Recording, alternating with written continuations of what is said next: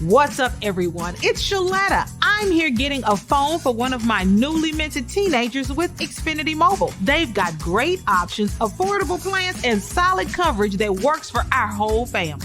With Xfinity Mobile, my daughter can stay connected with me wherever she goes. And did you know when you sign up, you can get an extra phone line free for a full year? Switch to Xfinity Mobile today for more savings, more smiles, and more ways to stay connected. In Minnesota, we pride ourselves on our nation-leading voter turnout and safe, secure elections. Elections allow us to make our voices heard and stand up for the communities and issues we care about. To exercise your right to vote, first make sure that you are registered to vote. After registering to vote, make a plan to vote on or before Election Day, Tuesday, November 5th, 2024. Learn about how to register to vote, cast your ballot, find your polling place, and more by visiting mnvotes.org. Want your boss to put some real action behind the rhetoric when they talk about making your workplace more inclusive? Find out how to hold their feet to the fire and demand diversity on the Diversity Dude podcast. Hello there, and welcome back to the Diversity Dude podcast. I'm your host, Lambert Fisher, marriage and family therapist, award-winning author, and national speaker on the topic of multicultural awareness and diversity. And for those of you who are interested in even more positive and encouraging tips and strategies beyond what I share in podcasts like this, feel free to check out my award-winning book. For more than just therapists, if you're a helping professional in any way, diversity in clinical practice can help you meet the greatest variety of cultural needs possible for those you serve. And it's available in paper and audiobook versions for your convenience. And if you haven't heard it yet, I invite you to visit TED.com and check out my talk called What to Do When You Offend Someone, where I offer a positive and practical perspective on how to navigate unintentionally offensive experiences in daily life. To date, it has been viewed over 500,000 times. Check it out for yourself, and if you're encouraged by it as well, share it with a friend. And whether it be through my one-on-one relationship building efforts as a therapist or my informing and empowering efforts as an author or speaker, know that my personal mission is to do my part to improve the world one strengthened relationship at a time. So, today I want to share with you a few encouraging words and perspectives on being sensitive to cultural trauma. Now, in recent news, a temp agency dropped a substitute teacher after it was learned that the teacher, who was also reportedly an off-duty patrol officer, placed a student on the ground and reenacted the restraint used in the murder of George Floyd in May of 2020, including twisting the student's arm behind his student's back, fake punching a student really close to his face, and mimicking holding up a gun and pointing it at this and other students, and more. Now, in addition to this individual being let go by the responsibilities as a teacher, as well as being placed on leave from officer duties, there are many students, parents, and community members who are still impacted by this incident. Maybe you've even heard of this incident or just now hearing about it now and potentially have strong feelings about it as well. Maybe feeling hurt, outraged, fear, or just concern. And then I also acknowledge that there are many who hear this who have strong feelings to the contrary. Some are genuinely wondering, what's such a big deal? Others are expressing vehemently in frustration that it shouldn't be a big deal, and that people are just too sensitive these days, making a big deal out of nothing. Seeing the discrepancy between these differing perspectives and its potential for tense and potentially conflictual conversations between both sides of the argument, I'd like to offer a few helpful considerations regarding a healthy way to be sensitive to cultural trauma. Consideration number one. Remember that trauma looks different for everyone. As a therapist, I've had the pleasure of seeing trauma take many forms and supporting them in different ways. Sometimes it looks just like it does on television and movies depicted. Someone has a life-threatening experience. They survive, but have difficulty functioning in daily life out of being constantly on guard for danger or harm to reappear, despite all evidence to the contrary. People experience this kind of trauma benefits significantly from therapeutic and other kinds of support and can learn to validate their legitimate desires for safety while also embracing any evidence of their existing safety being not as safe as they want it to be one moment at a time, and making the most of actual supports for safety by being more safe than they feel that they are as well. And still, not every experience of trauma looks like this. Sometimes people experience trauma in ways that you might not readily see from the outside, but it nonetheless is impacting them on the inside. Their functioning at home, school, or work looks very much how you would expect it, but internally, there are barriers hindering their thoughts, feelings, behaviors, and are uncomfortable and undesirable in many ways. Sometimes the traumatic experience that initiated the impact was directly and personally experienced. And other times, the traumatic experience was closely witnessed, even if not directly directed at them personally. And other times, they were nowhere near the traumatic experience, but it was relayed to them so vividly that its impact was just as significant as them having been there directly. This last one admittedly confuses people because it's easy to say, well, you weren't there. Why are you impacted by it at all? Or you weren't there, thus you shouldn't be impacted by it. But as a therapist, I've learned that as much as it may seem nice and convenient to do so at the time, you can't tell someone how they should feel. Feelings don't work that way. I mean, you could try, but telling someone to feel differently doesn't in and of itself change their feelings. Instead, the best thing you can do is to provide a safe place for them to identify and work through their feelings in hope of finding a healthy and sustainable balance moving forward, such that eventually they don't have to feel that. Which leads to consideration number two. You can't tell someone what they should or shouldn't find traumatic. And it's in its most oversimplified way, trauma is a negative experience that significantly impacts someone in such a way that it influences what they do or don't do moving forward in ways that are not easily convenient or beneficial. Maybe they avoid certain people or places or things moving forward in fear of reenacting the traumatic experience. Maybe they go out of their way to take steps to avoid re experiencing that traumatic experience again. Maybe they see signs that the trauma is happening where others don't, in ways that hinder healthy functioning in daily life. What is key here is that you can't tell someone how they should feel. Two people can experience the same thing on the outside, but one person is more impacted by it on the inside than the other. Just because you experienced something differently and didn't experience it as trauma doesn't make you better or someone else worse. It's even possible that there were prior experiences that they had that you didn't, that once combined with the present experience resulted in a different kind of combination of reminders of past hurts and present fear for future harm than you. Which leads me to consideration number three. Sensitivity to another person's trauma doesn't make them or you weak. It's the considerate thing to do.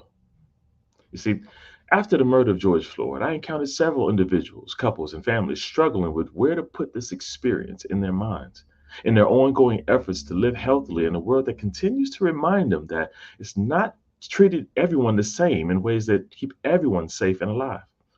In particular, even if they didn't know George Floyd personally, when they saw him with his face on the ground and a knee on his neck as his life was taken away from him, they saw in George the faces of their own sons, who could have easily been in a similar situation, or their own brothers, husbands, fathers, cousins, friends, and more. Even though it wasn't happening to them in that moment, it reminded them of past similar experiences, similar lack of consequences and accountability, similar risks of future experiences happening again, with no guarantee that the next isolated event might not happen a little closer to home. Interestingly, after the murder of George Floyd, I also encountered several individuals who in no way identify with George Floyd or anybody near them or close to them, but were nonetheless traumatically impacted by what they saw. Because for them, they watched something happening on present day news that they thought would have only happened on a History Channel documentary as far as they were concerned. They thought they lived in a world that no longer experienced tragedies like that, and people were making such a big deal out of it. But then seeing it shook them and shook their worldview and the people in it in ways they didn't expect. Their sense of emotional security was damaged, though not the same kind of trauma. It was nonetheless significant for them. Then the question is, what is to be done when someone encounters someone else's experienced trauma that they do not themselves share? My recommendation is to do the very best, at the very least, be sensitive to it, and at most take steps to offer support and care directly or point them in a direction of support and care. And most likely, for everyone that's in the middle, just don't make it worse. How can you make it worse? By putting someone in a situation that forces them to remind themselves of the past traumatic experience. Even if the reminder doesn't impact you at all, knowing that forcing someone to re-experience the trauma can have a vast variety of ramifications and consequences, internally and externally. Now, let me be clear. Being sensitive to someone else's trauma doesn't mean you have to bend over backwards and cater to someone else's needs and desires in any way that significantly impacts your ability to live your own healthy life at all times. This is understandably undesirable. However, your right to live your life as you choose does not include a right to decide how others live their lives and what they're subject to. And in situations in which we're in service roles to others, such as being a law enforcement officer in any capacity, and especially teachers, we have a responsibility to tailor our service efforts in consideration to the needs and, yes, sensitivities of those who we're called to serve. To put it simply as possible, reenacting the murder of George Floyd should not be done because it risks forcing people to re experience everything they felt at the time and everything since that they may or may not have fully processed or worked through. The anger, the fear, the confusion, the discouragement, and anything else they may have felt, and feelings that may differ from yours. Not only that, but the impact of such reenactments far outlasts the particular moment it occurs in, and it has the potential to significantly impact them in negative ways more so than it does good. With all these considerations in mind, my hope for you is that you would not only be better prepared to have a healthy conversation about insensitive experiences such as this in the news, but also help reduce the likelihood that you or someone around you contributes to the next culturally insensitive trauma reenactment experience around you. Sometimes it's reasonable to modify our actions, not because we're absolutely bad or always bad, but because of the likelihood that others might be negatively experienced by it in the moment, one moment at a time. And on behalf of everyone who has legitimate feelings based on past experiences, both which you may or may not have shared personally, thank you in advance for your consideration and for your sensitivity to their needs and ways in which you can support them. And hopefully, someone will do the same for you. And with that, I'll say thanks again for listening to today's Diversity Do podcast. If you have any pressing diversity related questions that you'd like me to address on an upcoming podcast, or if your organization is in need of a shame-free and empowering guest speaker or training on this often sensitive topic, then feel free to reach out to me directly at www.diversitymadesimple.com. And if you know of anyone else who can benefit from a positive and encouraging perspective on the often difficult topic of diversity, feel free to send them a link to this podcast so they can be encouraged as well, or share with them my award-winning book, Diversity in Clinical Practice, available at Amazon.com. And don't forget to visit TED.com and check out my talk on what to do when you offend someone. I hope it inspires you and that you share it with someone else so that they can be inspired as well. And as usual, I look forward to addressing as many topics as possible in future podcasts to help you improve as many relationships as possible at work, at home, and in your community. And always remember this: you don't need to know everything about everyone in order to have a positive impact on someone. Thank you all for tuning in, and have a great day. Tune in each week and find out how to demand and implement diversity at your job. To hear more, check out previous Diversity Dude shows on ShalettaMakesMeLaugh.com. You know Shaletta makes you laugh, but did you know Shaletta Brundage can also make you think and boost your business? Media personality, activist, and comedian Shaletta Brundage founded Shaletta Makes Me Laugh to celebrate and share the best of Black culture. It's a podcasting platform. You can download 10 weekly podcasts hosted by African American subject experts at ShalettaMakesMeLaugh.com or wherever you find your favorite podcasts. ShalettaMakesMeLaugh.com is also a production house, creating broadcast quality commercial content. And Shaletta and her team of storytellers create powerful promotional campaigns to get businesses the brand awareness they're looking for. Some of Minnesota's top businesses trust Shaletta, and you can too. Get out the word about your events and products and get in front of communities of color with ShalettaMakesMeLaugh.com. She's got the power to help your business. COVID-19 cases are on the rise, and peak flu season is almost here. Save time and get the updated COVID-19 vaccine and your flu shot at the same time at Hy-Vee. Schedule your updated COVID-19 vaccine and flu shot online today, or just stop by any Hy-Vee pharmacy whenever it's convenient for you. No appointment necessary. Plus, when you get your flu shot at Hy-Vee, earn a 20-cent fuel saver. Your Hy-Vee pharmacy is here to help you and your family stay healthy. Are you the parent or guardian of an adult with autism? If your loved one has no restrictions through court order, then they are eligible to vote.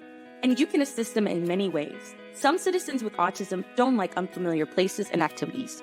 These voters might prefer to cast their ballot at an early voting center. Leading up to Election Day, these early voting centers are less busy and less likely to require waiting. Early voting centers are open all over Minnesota, and you can vote there right now. Or you can request an absentee ballot to vote by mail. That's right, eligible voters can cast their ballots without ever leaving home. On Election Day, curbside voting is another option to make voting easy and comfortable. Election judges will bring a ballot directly to the vehicle with a person with a disability. Make a plan to support and assist your loved one with autism this election season, so they can participate and exercise their precious right to vote. You can find out more at mmvotes.gov. That's mmvotes.gov.